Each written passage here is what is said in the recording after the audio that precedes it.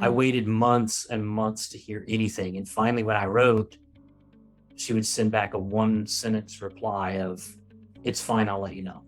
2 years went by of that. Oh my goodness. And you can't get out of it because you're in a contract, right? Right. Well, Yeah. in my contract, it was, if the book's not published within 12 months, I had the right to get out of the contract. So why did you choose to stay in it? Because I thought maybe it's just this one person. So I wrote to the head of the publishing company, and she immediately wrote back, "Oh, I'm so sorry." And she did start to get things moving right away. And so then I was like, okay, that was it. It's fine. The problem is it didn't last long.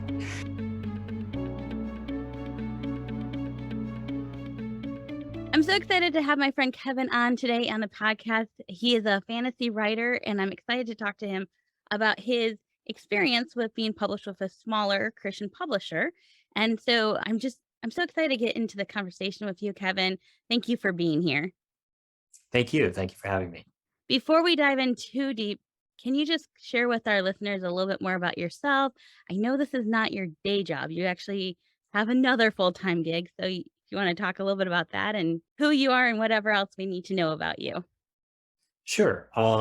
So I actually got my idea for my first novel while I was working as an interpreter in a school in Texas. Okay. And yeah, there were times like when the students were testing or something where they were doing some work on at their desks, and there was the long periods of time where I had nothing to do, and but I couldn't leave either. And so I Right. would just sit there and daydream. Yes. And so I came up with the idea while I was daydreaming. Oh, that's so fun. And I thought, that's really cool. I'd like to read that story. I should write it. Right. So are you like And naturally like a writer, or um are you like, would you consider yourself a writer, or you're like, oh, I got this idea, let me write it down? I have come to think of myself as a writer, but I originally didn't. I actually hated writing in school. Okay. Well, that's interesting. So you Yes, found yourself sitting here going, "Oh, I like the story idea. Let me write it." Did it flow out of you naturally, or was that part of your journey? that was part of the journey. Okay. Um, I started, and I started badly. I had Mm. no clue what I was doing. So the first thing I did, the first idea I had was for kind of the climax of the story, how it was going to end. And I kind of engineered it backwards from there. Okay, who are the characters involved? How did they get to this point, and so on. So I got to a starting point, and then I just started writing. Mm. My first mistake was that I tried to edit each chapter as I wrote it, Mhm. and I got so bogged down. I got to Perfectionism perfectionism will kill creativity any day.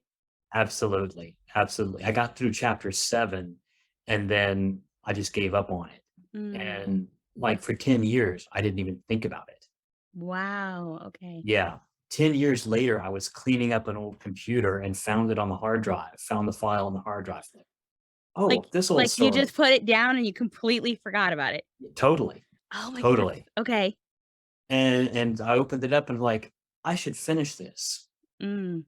So then I just said, okay, I'm just going to write it till I'm finished. So that's what I did. I wrote it till I finished. And of course, it was a mess. Anytime you pants something all the way through, it's going to be a mess. You're going to have I'm story threads guilty. that they Totally go guilty. nowhere. Yep. So you have to go and clean it up. Yep. The problem is I had no idea how to clean it up. I had never studied writing. You were interpreting. Is that what you do now, or what's your job now? Interpreting is a hobby now. I started out, my career went all over the place. I actually went to seminary. Oh, And while I was at seminary, there were deaf students there and interpreting in the chapel every morning. And I thought, that's so beautiful. I'd like to learn that. So I learned to interpret. okay. And then I was going to be a missionary, but my support fell through. So then I started interpreting instead in public schools for Mm. deaf students. But that didn't pay very much. Yeah. And so eventually I came into some debt through medical bills, and I needed some more income. And computers had always been a hobby of mine. And a friend of mine said, "Hey, my company's hiring software developers, Okay. and they just give you a basic aptitude test. And if you pass that, they'll train you for everything you need to know. So then I got into software development, and that's actually what I do now. Okay, so you definitely did not have any kind of experience with writing before this. Absolutely none. Okay, other than maybe a paper or 2 in seminary school, right? Right. Exactly. Which I hated, Okay. the writing part. Okay, so after you decided, I need to do something with this, this is a mess." How did you go about getting it to where now it's published and it's behind you on your bookshelf, I can see it. Yeah, So, how exactly. did you get there? Okay. So at first I tried self editing, Mhm. and I really had no idea about developmental editing or story flow or any of those things. I just did technical line editing. Mhm. And then I hired an editor to look at it for me. The problem is was at a time when I was still very poor and I couldn't afford to pay for full services. So I paid Right. her what I could, Mhm. and she looked at it and she sent it back and she said, "You didn't pay me enough to fix this." She said it very nicely. She phrased it a But lot better she than basically it was, "You didn't pay me enough to fix this." But she gotta very love the kindly, honesty.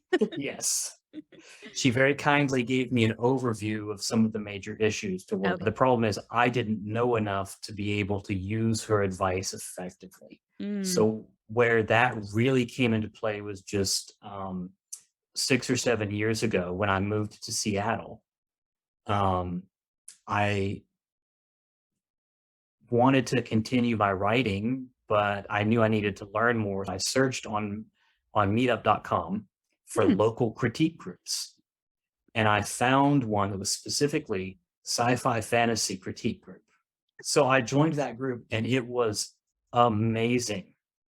oh, good. I, you get all kinds of things when you do critique groups. Some groups Yeah, are great, and some groups are not really helpful. it really This depends on group, the, like, the focus or not the focus, but the commitment of the people who are in the group to yes, improving craft. Like, if you get a yes, group of writers who are committed to improving their craft, it's amazing what can come out of that. absolutely. So the lady that kind of led this group was very dedicated, and she not only would give feedback, she would link resources.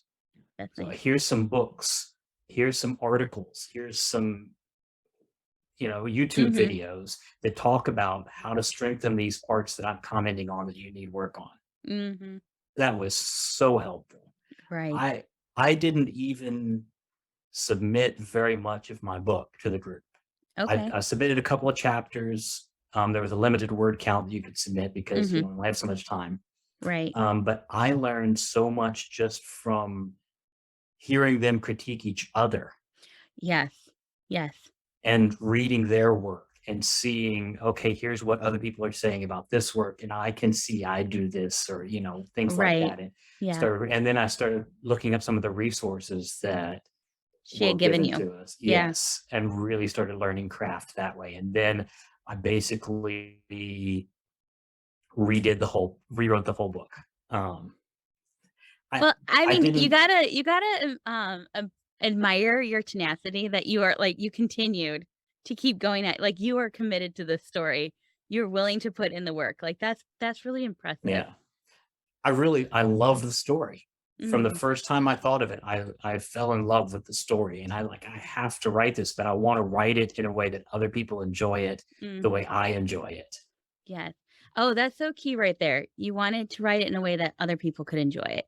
And like that shift from, "Oh, I'm just gonna write the story down because I enjoy it," to, "There's Mhm. somebody that's gonna be reading this, and I wanna make sure that it's an experience that they can fully immerse themselves into, not just get distracted by poor crafting of the story," right? You really wanted to make it Yes. a true experience for them, the way that you were experiencing it in your own creative mind. Yes, absolutely. And it helped, I'm sure it helped that I'm an avid reader and always have been. Mhm. Nobody even knows when I started reading. It was sometime when I was 2 or 3 years old. Wow, okay. My mother would read to me all the time. She would sit with me in a book and she would follow it with her finger as she read, and I just picked it up. Mm. One day she came in and I was sitting there with a book and she said, "Kevin, are you reading that?" Yeah. She pointed to it. "Well, what's that word?" And I told her what the word was. picked another one. What's that word? And I told her what it was. Wow, he's really reading it. That's awesome. So, and I always loved fantasy and sci-fi. Mm, I read The Lord of the Rings. I don't even remember very, very early. It was, yeah, now, Lord of the Rings, Narnia, all of the big classic fantasy. I love those books too. They're so good. They're just so good, and they just have such a depth to imagery, symbolism, and character development. Yes. It's they're just so good in the way that the authors convey all three of those. So I love the fact that you're committed to doing the same in your own novel. That's just so great. So once you kinda nailed down that craft, like, obviously, you must feel like you got to the point where you were gonna that you had accomplished that in this story. Once you got to that point, what was your next step? The next step was letting a few people read it, Mhm. kind of like beta readers, whatever test readers, get their responses to it, see if there was anything I missed, obviously. I did show it to some people in my group who had time to look over it. And I started working on pitch. Okay. And yeah, I signed up for a conference where I could meet with publishers and editors. And I had looked up which ones I wanted to meet with and what they were looking for, and prepared all my material and So summaries and all that. did you have guidance in all of that? Did you know what to do, like, as far as, like, book proposal and how to pitch to another? Did you get guidance about that before you or were you kinda going into it blind? I got guidance for that through Hope Writers. Okay. Okay. I basically just, whenever I had something that I wasn't familiar with, posted a general question and help somebody explain this to me. Yeah, and Hope Writers, for those who are listening who aren't familiar with it, it's an online writing community. So, and that's another thing that I always tell people, like, get yourself in a writing community like that where you have access to people who've gone down the road before you and you can ask them questions like you're saying, like, I don't understand what this is. What is it that they're expecting from me? And so then you can be prepared for an editor meeting or an agent meeting. Yes. So to meet these you decided who you're gonna meet at this conference. And so were you meeting Right. with a literary agent or an editor? I met with an acquisitions editor. Okay. In fact, she's the only one I met with. And she asked me to send a copy of the manuscript to their board, which is the Mhm. board that does accepts or rejects a manuscript. The pub board. Yeah, the pub board. Okay. So I did that, and sometime later they sent back an offer for a contract. Oh, wow. Okay. So I was amazingly fortunate to get something that soon. Yeah, to not have to I mean, query more than one. yes, I Yeah. had done some querying before, but it was much earlier in the process where the writing was still not good, and I got no Mhm. responses Okay. Which makes from sense. that. Yeah, Yeah. because it wasn't ready yet. Right, exactly. I So had to then figure that out. I know you and I have talked prior to this conversation, so I know that it's a smaller publisher. And did you do that on purpose? Did you meet with a smaller publisher? Like, was that an intentional decision? Or were you just more like, oh, I like kind of what other books they publish? Or like, what was your thought process behind who you picked to pitch to? Basically, oh, and I actually did send my manuscript. I did send a query to an agent Okay. about this same time, and didn't hear back from them. But this particular publisher, I just looked through the list of who was going to be available at the conference. It was a Seattle conference Hmm. that I picked because it was local and I could go to it easily. Yeah. And it was going to be my first conference, my first time Right. pitching. I figured I'll just go and practice. I don't Yeah. expect anything to come of it really, but I'll work on it and see how it goes and learn from it. That's a So, great attitude to have yeah, going into a conference. yes, yes, because you can always learn from it. Yes, you can. So I read basically the bio of each person that I could apply to get an interview with, and what they were looking for Hmm. and what kind of stuff they published. And I found, of the ones on the list, there were two that were looking for what I had to offer. And was that specifically fiction and fantasy? Is that like Specifically, yes. okay? Fantasy, young adult. Mm-hmm. And although I didn't necessarily have to pitch it as young adult, it kind of fits because the main characters are young adults and it's clean. Yes. So Yes.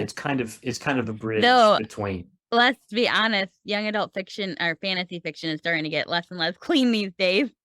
It's true. It's true. More about that later in one of the other questions. Yes. Um, yeah, so between the two, then I went and looked at their websites and other things they had published. And one of them, the cover art looked cheap Mm, on all of their books. I don't want cheap cover art on my book. right. Mm-hmm. The other one, the cover art didn't blow me away, but it was nice. Yes. And especially when it comes to fantasy, like there's a certain look to a fantasy novel that you just have to kind of hit. Mhm. It's expected. And so I understand why that would be so important to you. Yes.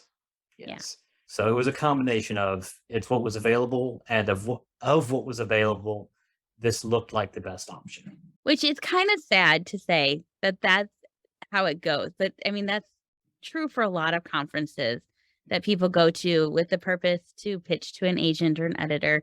And oftentimes they find that when it comes to fiction, the options are very limited. And then you narrow it down to genre. Like, not every agent is willing to take on certain genres. That's not to say a negative thing about agents or editors not being willing to take certain genres. That's a business decision that they have to make. But when it comes to having, limited options to pitch to, it can be really discouraging as a fiction writer. Yes. Yeah.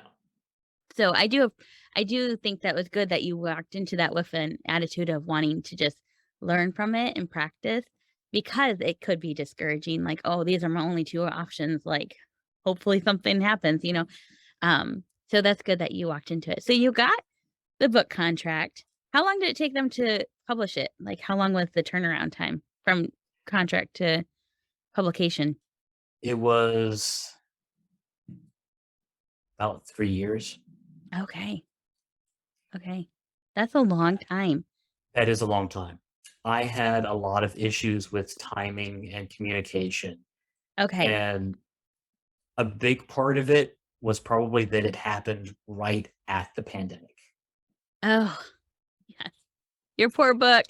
Yes, It's one of it was those. terrible timing. Yes, terrible And timing. so being a very small publisher, they had very small staff. Several of their staff were sick Yes. at Various times. Yeah. inconvenient times. Inconvenient times. Yep, exactly. Yeah. Oh, But the man. other problem is they didn't really do well at the scheduling and handling those situations. The person who was my initial contact did not communicate at all, Mm, ever. I mm. waited months and months to hear anything, and finally, when I wrote, she would send back a one-sentence reply of, "It's fine, I'll let you know. Yeah. It's fine, I'll let you know." Mm. 2 years went by of that. Oh, my goodness. And you can't get out of it because you're in a contract, right? Right. Well, Yeah. in my contract, it was if the book's not published within 12 months, I had the right to get out of the contract So why did you choose to stay in it? because I thought maybe it's just this one person. Mm, So I wrote to the head of the publishing company and explained to her the situation. This is what's going on. mhm. Can you tell me what's going on? Can you give me more information? And Right. she immediately wrote back, "Oh, I'm so sorry. This is the first I'm hearing of this. I'll get on it myself. I'll get Right. things moving." And she did start to get things moving right away. And so then I was Okay. like, okay, that was it. It's fine. The problem is it didn't last long. Yes. As oftentimes those situations, that's what happens, right? The Yeah. boss kinda says something, the person puts eyes on it for a little bit more, is a little bit more attentive to it, and then it starts to fizzle out again because probably she had too much on her plate and couldn't handle Hmm. the demand, and then you throw in all the various nuances of the, challenges that the pandemic brings along. That is a drawback of working with a smaller publisher is that they just don't have the same level of Yes. staff or the same level to handle when those disruptions come. Yeah. And I tried to be very understanding with the delays and the setbacks. My biggest frustration was with the communication because the Yes. communication never improved. They told me over and over and over again, they would promise me, here, I'll get you this information tomorrow. And then not Never gonna came, deliver. and they would never follow up on it. They would never get Yes. back to me and say, I'm sorry, we're working on it. I would wait a week, 2 weeks, and then finally I'd contact them. And then they would say, oh, yeah, yeah, sorry about that. I'll get it to you in the next couple of days. Yeah. And, And then they still wouldn't. to be honest, you're not the only person that I've heard that kind of, challenge from as far as, like, working with different publishers, like, or agents even. Like, I sent an email, but nobody responded to me. And I think especially for us as writers who, like, that, we're in this whole world of writing and communication. So then to not have somebody communicate what's going even just to say, like, "This is the situation. This is when I'll get it to you," and then deliver on that, like, it feels weird. Like, Yeah. come on, we're all like, we're in this writing industry. We are in the whole industry of communication. Why is the communication so bad? Like, it shouldn't be this way. So Right. it's just such a frustration, but it comes down to people being overworked and under resourced and, all Yeah. the things that always, but it shouldn't be that way. It shouldn't be that way, especially when a publisher is working with a writer and they're saying like, "Oh, we're in this partnership together." You're not an employee of the publisher, right? Right. You're in a partnership with them. They should be communicating to you Yes. And the worst part is they ended up sabotaging the book launch, sabotaging themselves and me at the same time because of the lack of communication. of the lack of communication, because they told me, they promised me they would give me information about getting advanced reader copies to get out to people. They Yeah. never did. I never got Oh, access to advanced reader copies. And man. they did not give me a release date until 2 weeks before. Oh my gosh. Okay. Like, I what are you had supposed to no do with time. that? Yeah. I had Okay. no time to set up anything. So, okay, I vaguely remember, like, I knew you had been working on a book because I've been following you for a while now. I mean, we Mhm. met in Hope Writers, and I've been like following you on Instagram, and I had like known, like, I knew you were working on a book, and then I knew you had gotten a book deal, but then all of a sudden, it seemed like to me, it seemed like, oh, the book's coming out, and I was like, wait, a minute, how did I miss all of that? But you're saying that it was like that for you too, like, Yes, it was. oh gosh, it's coming. What do we do? Yeah. Yeah. Oh my goodness, how awful.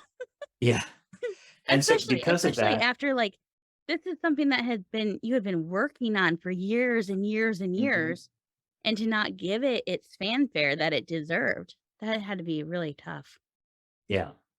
So there were like a dozen people who had read it as beta readers, and if some of them pre-ordered, I don't know how many of them, but it's just a very small number. And I had like 3 or 4 reviews on launch day, which is terrible.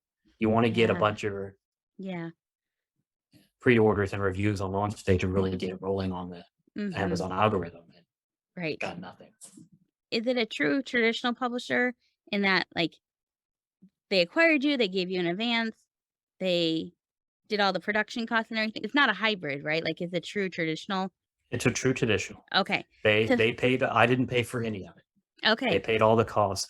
They did not send me in advance, but that's actually common with small publishers. okay. So then it's more based off of royalties then. Yes. Okay. As a matter of fact, advances are also based off Yes. of royalties. They're Yes, just I have expected royalties. yes, exactly. They're prepaying you your share of the profit. Yes, exactly. Yeah, it's not a con yes, I have It's not a bonus. a whole opinion on all of that, but conversation for another time. Did they do any projected, book sales with you? Did they say like, "Oh, this is what we're thinking," or anything like that? Did they give you any kinda guidance in that area? Um, 2 times they said they tried to arrange a phone call with me to discuss marketing, publicity, business side of things. Didn't happen either time. Okay. Um, and then 2 or 3 times they said, well, after each failed call, Mhm. and once or twice otherwise when I asked about it, they said, "Oh, I'll send you something. I'll get you together the information and answer all your questions in an email." Mm. And it That never never came happened. either. Man, you just really did not have a good like, when you say you did not have a good experience with working with this small publisher, you really mean you did not have a good experience. I'm Nothing so good about sorry. I feel so bad for you because 'cause I'm like, that's not how it's supposed to be, right? it. Right. Oh, man. So, with your contract, like, are you able to do anything on your end to, like, kinda relaunch it and rework it and, like, as far as the marketing side goes? I'm sure if I wanted to put the effort in, I could put together some kind of post-publication launch. Okay. You do have the freedom to do something like that then. Oh, well, that's Yes. good. So do you like, that kind of brings me to one of my questions I want to ask you. Like, we're entrepreneurs really when we're writers. We're in this online entrepreneurial space, even though we don't realize it when we first go in. I mean, we're oftentimes novelists are like you. They're like, oh, fun idea. I want to share it with the world. And then they get into this world and they're like, oh my gosh, what did I get myself into? Like, I didn't know I had to learn all this stuff. Like, I just wanted to tell a story.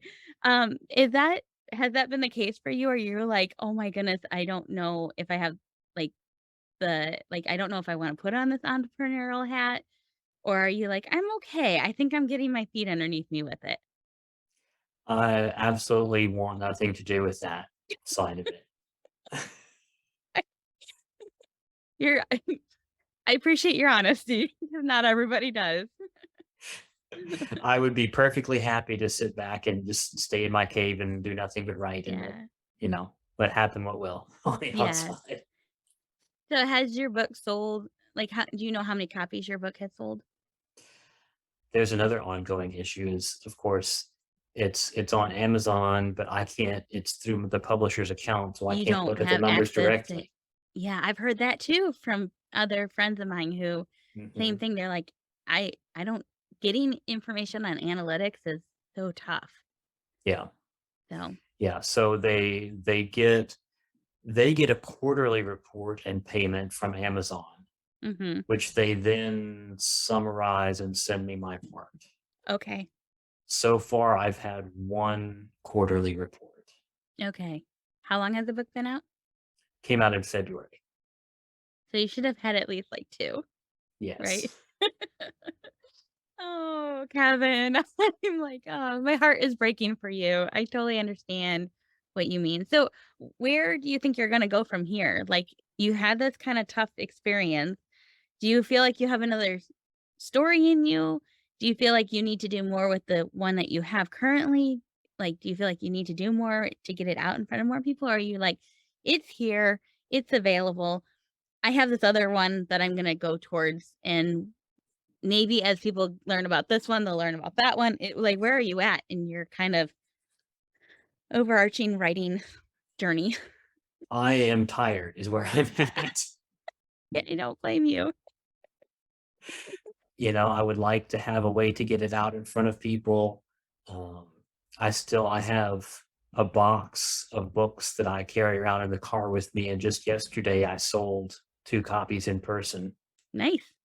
I have an idea for another novel Hmm. set in the same world that actually would be a prequel, Okay. which is a funny story, Tell me because it. it came from a misunderstanding. Oh, okay. Yes. When I first one of the early editions of my book, some of the first one of the first test readers I gave it to, part of her feedback was, "Well, there's all these magical abilities that are just coming out of nowhere." Oh. And so I was like, "Oh, well, I should give more of the backstory of the magic and how it was developed." And what she meant was it needed more foreshadowing. Oh, She didn't know how to express that, but I yeah. eventually figured out that that's what she meant. But by then, I had already thought of because there is a backstory Mm, um, with a main plot point. is that there's this curse that's been on these people for generations. Mm-hmm. And there's one scene that's kind of one of the characters has a vision of how the curse was, of when the curse was put on his people, on his Okay. ancestors. So you Okay. get this little snippet of flashback showing just the few minutes around the curse happening. Mm-hmm. But there's a lot more to that part of the story that you never see. Okay. And so I decided I would go back and write that story. So that's the one that you have in mind?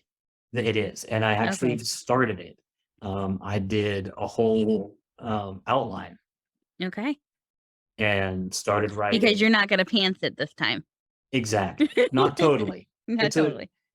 I it's think, not a I tight think outline. people sometimes misunderstand, like, when people are saying, like, "Oh, you need to actually plot out the story." They're not saying, like, you can't come with a premise or come with an idea, or that even you can explore as you're but to at least have some sort of structure in which, because creativity thrives in structure. As much as we hate it, as, creatives, we tend to be more, like, free-spirited, but, like, we need structure for our creativity to really flourish, and that's what you're giving your story when you plot it out a little bit. Yes, yes. The trouble I'm having with it is I haven't fallen in love with it like I did the first one. Do you think that's from your experience with the publisher?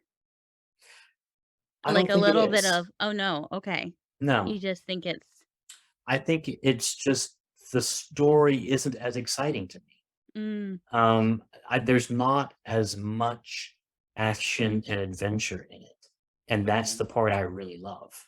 Oh, because it's more of an explanation of how it all came about. Exactly. And Yeah, there is some action in there, but there's not as much, like, not at much at stake. yeah, So it almost seems like you need to bring the story earlier even maybe, that the stake is, can we avoid this curse or not? I actually am starting before the curse happens Okay. near the end of the story. Well, there you go. This will be Yeah. interesting. I'm like, now I'm all intrigued. Like, how are you going to, resolve this little quandary you find yourself in of not being in love with the story? Like, how can you Yeah, raise the stakes a little bit so you're invested in it? And I think that's like, if you're not invested in it, is the reader going to be invested in it? right, Yeah. right. Because, I mean, there are stakes that are pretty high, but you don't see them, it doesn't feel as immediate and intense, and the Right. characters aren't put in life-threatening situations. Like they are in your current novel. Yeah, Yeah. Makes sense. Well, this is, I think, a good time for us to kind of um, dive into the question about the fact that your book is not technically a Christian novel, right? It's not right. overtly Christian, it doesn't mention God. Was that an intentional decision? Is that just how the story unfolded for you? Um, kind of where do you land in that whole, like, if I'm a Christian writing this, should it say God in it? How did you make that decision for this novel? Um, I just wanted to write this story that came into my Okay. head, and the story was just this fantasy world and these people. Mm, Um, I've always had some mild distaste and not my preference to read stories that seem to preach at me. mhm. Even take a fiction story, and if it's clearly the whole thing is modeled around a point they're trying to make, Yep, it kills the story. it does completely. I And I agree. did not want that. I mean, you mentioned C.S. Lewis and Tolkien and these people who are able to give a world that reflected their worldview, their Mhm. Christian worldview, without being preachy, but that pointed back to the creator, and so it sounds like you're trying to do the same thing in this novel. You're just trying to let the story unfold and let your worldview influence it as you wrote, instead of trying to create a Christian novel or Christian story or a story for Christians, however you want to phrase it. Right, right. And well, it's my firm belief that you can't avoid putting your worldview into the story. I agree We write 100%. from who we are. And So I'm a believer. I have certain strong values, and that absolutely comes out in my story.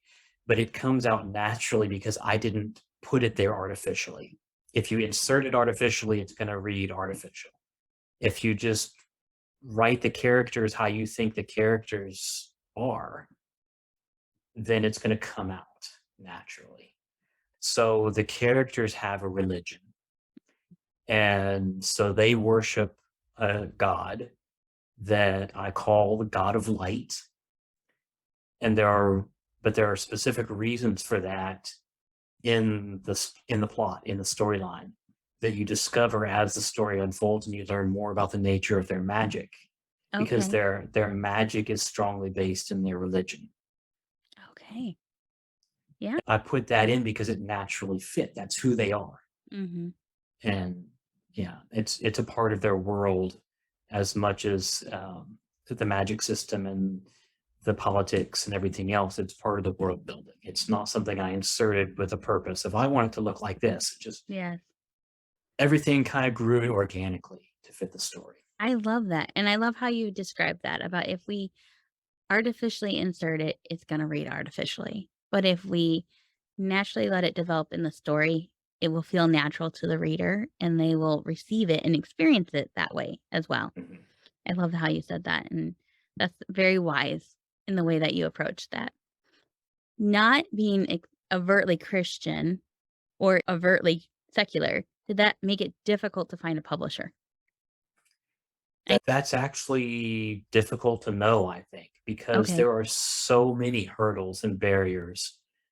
Um, that's I true. think the bigger barrier was just figuring out how to pitch it to make it sound like what they're looking for. There are some Christian publishers that look for overtly Christian things, Mhm. and I didn't fit those, Right. and that's okay. Mhm. I don't think it excluded me from any of the secular publishers automatically, Okay. because I didn't have to present it as Christian themed. True. True. This is an action adventure novel Mm, that's clean enough for young readers. got it. And so if that's what they wanted, there would be nothing in the way of them picking it up, I think. So your book is a fantasy novel. What kind of challenges did you what kind of challenges do you face as a fantasy writer as far as marketing and promotion and all that goes? What kind of challenges do you come up against, especially since it's YA fantasy? The fantasy stories that I fell in love with were the classic old school fantasies. But a lot of them had issues Mm, with chauvinism, cultural mm, things that just hadn't been worked out yet. And they all tended to have these strong male leaders as the main character. If there was any romance, it was kind of on the sideline, and sometimes it wasn't treated very well. right. So, but I loved the action and adventure side of it, and that it Mhm. did so well.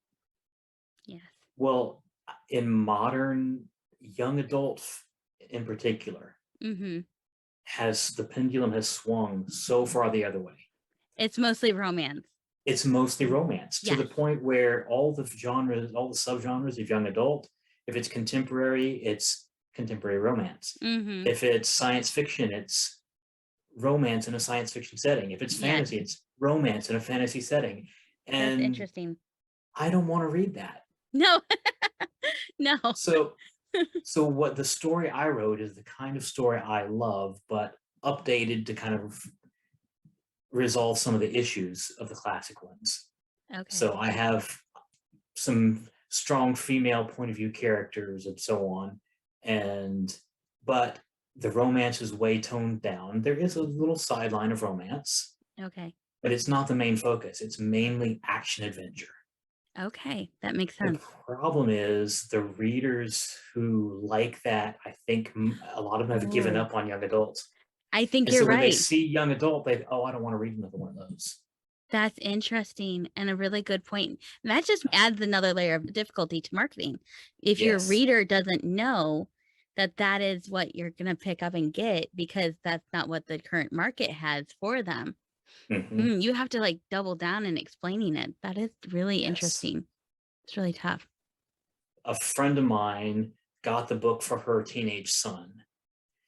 And after I talked to her and she figured he would like it, he like on their they had a drive, all day drive, and he read it in one day in that drive, went all the way through it, and then said, "Mom, can I loan this to my friend? He'll love it." Oh my gosh. I hope you got a testimonial from him and put it on your website. And no, I don't. Unfortunately, I Go should. I should. get that. It's that testimonial and be like, even teenage boys like this book. I think especially teenage Because boys like that's a really tough crowd. That's a tough it sell. is.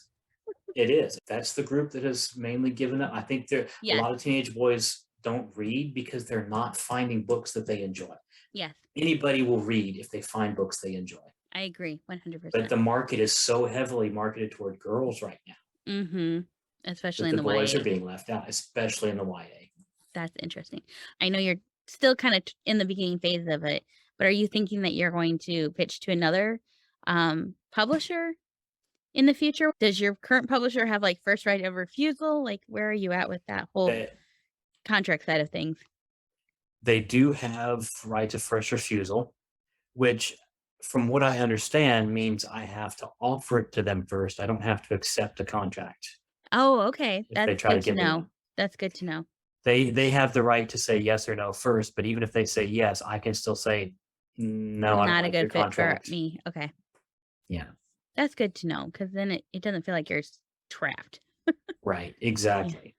So, So I think I might try self-publishing on my next one mm, if I get to that point.